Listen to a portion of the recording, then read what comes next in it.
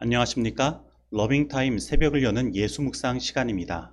오늘의 예수 묵상 범위는 에스겔 45장 1절로 17절 말씀입니다. 오늘도 이 말씀 속에서 하루를 살아가는데 영적인 힘을 얻게 되기를 간절히 소원합니다. 먼저 본문 말씀을 읽도록 하겠습니다.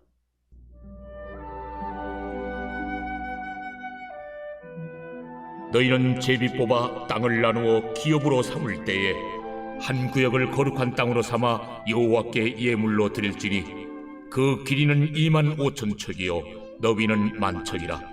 그 구역 안 전부가 거룩하리라. 그 중에서 성소에 속할 땅은 길이가 500척이요 너비가 500척이니 네모가 반듯하며 그 외 사방수인 척으로 전원이 되게 하되 이 측량한 가운데서 길이는 25,000척을 너비는 10,000척을 측량하고 그 안에 성소를 둘지니 지극히 거룩한 곳이요 그곳은 성소에서 수종드는 제사장들 곧 하나님께 가까이 나아가서 수종드는 자들에게 주는 거룩한 땅이니 그들이 집을 지을 땅이며 성소를 위한 거룩한 곳이라. 또 길이는 25,000척을 너비는 10,000척을 측량하여 성전에서 수종드는 레위 사람에게 돌려 그들의 거주지를 삼아 마을 20을 세우게 하고 구별한 거룩한 구역 옆에 너비는 5,000척을 길이는 25,000척을 측량하여 성읍의 기지로 삼아 이스라엘 온 족속에게 돌리고 드린 거룩한 구역과 성읍의 기지된 땅의 좌우편 곧 드린 거룩한 구역의 옆과 성읍의 기지 옆의 땅을 왕에게 돌리되 서쪽으로 향하여 서쪽 국경까지와 동쪽으로 향하여 동쪽 국경까지니 그 길이가 구역 하나와 서로 같을지니라. 이 땅을 왕에게 돌려 이스라엘 가운데 기업으로 삼게 하면 나의 왕들이 다시는 내 백성을 압제하지 아니하리라. 그 나머지 땅은 이스라엘 족속에게 그 지파대로 줄지니라. 주 여호와께서 이같이 말씀하셨느니라. 이스라엘의 통치자들아, 너희에게 만족하니라. 너희는 포악과 겁탈을 제거하여 버리고 정의와 공의를 행하여 내 백성에게 속여 빼앗는 것을 그칠지니라. 주 여호와의 말씀이니라.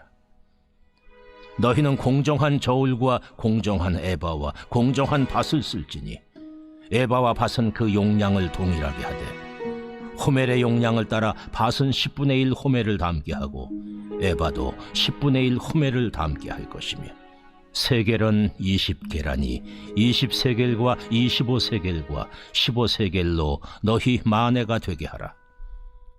너희가 마땅히 드릴 예물은 이러하니 밀 한 호멜에서는 6분의 1 에바를 드리고 보리 한 호멜에서도 6분의 1 에바를 드리며 기름은 정한 규례대로 한 고루에서 10분의 1밭을 드릴지니 기름의 밭으로 말하면 한 고루는 10밭 곧 한 호멜이며 10밭은 한 호멜이라. 또 이스라엘의 윤택한 초장의 가축대 200마리에서는 어린 양 한 마리를 드릴 것이라. 백성을 속죄하기 위하여 이것들을 소제와 번제와 감사제물로 삼을지니라. 이 땅 모든 백성은 이 예물을 이스라엘의 군주에게 드리고 군주의 본분은 번제와 소제와 전제를 명절과 초하루와 안식일과 이스라엘 족속의 모든 정한 명절에 갖추는 것이니 이스라엘 족속을 속죄하기 위하여 이 속죄제와 소제와 번제와 감사제물을 갖출지니라. 말씀 줄거리입니다. 하나님은 이스라엘 백성에게 땅을 기업으로 삼을 때 한 구역을 거룩한 땅으로 정해서 여호와께 바치라고 합니다.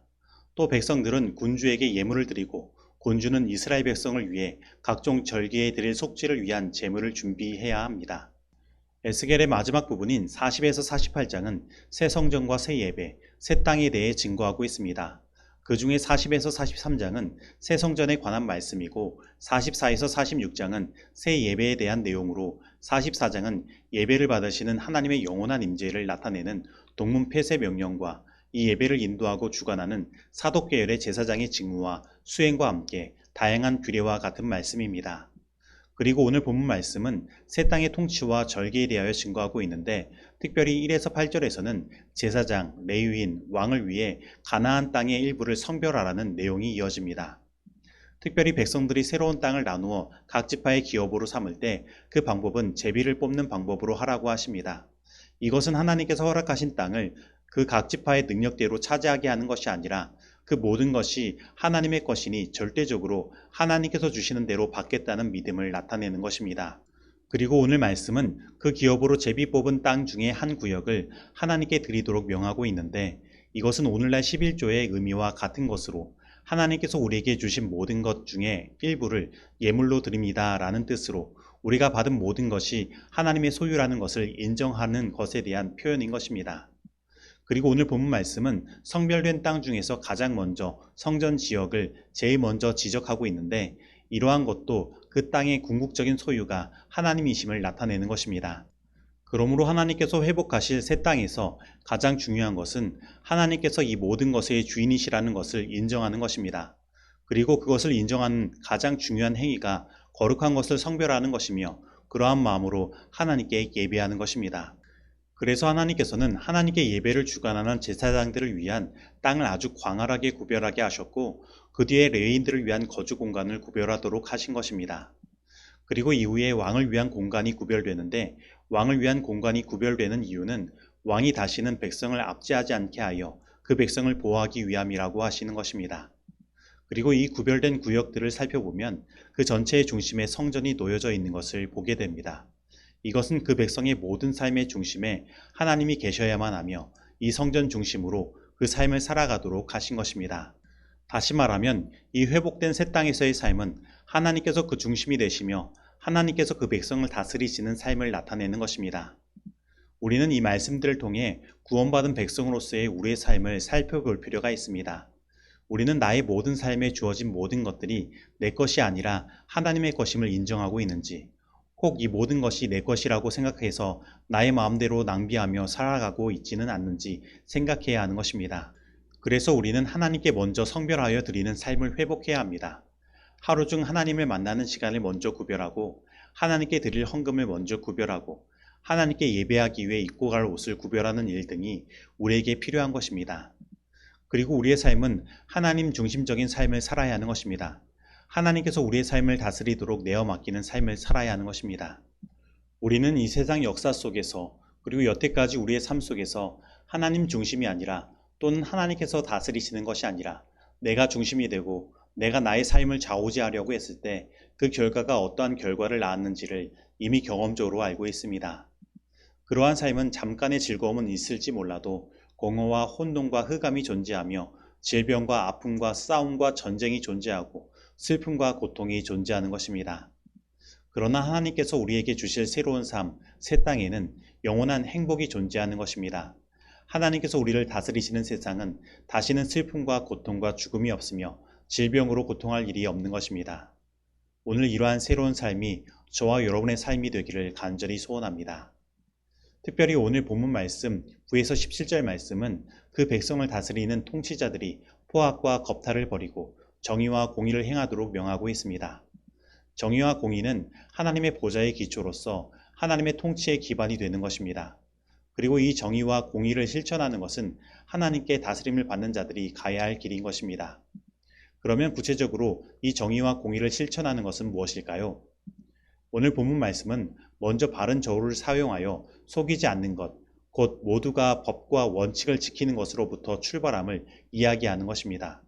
바로 하나님의 신실한 백성들은 하나님께서 세우신 법을 지키고 이 사회가 요구하는 법을 올바로 지켜야 하는 것입니다.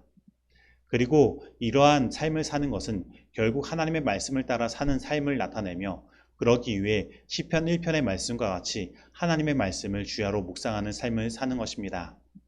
그리고 이러한 삶은 시냇가에 심은 나무와 같이 형통하는 삶을 살게 합니다.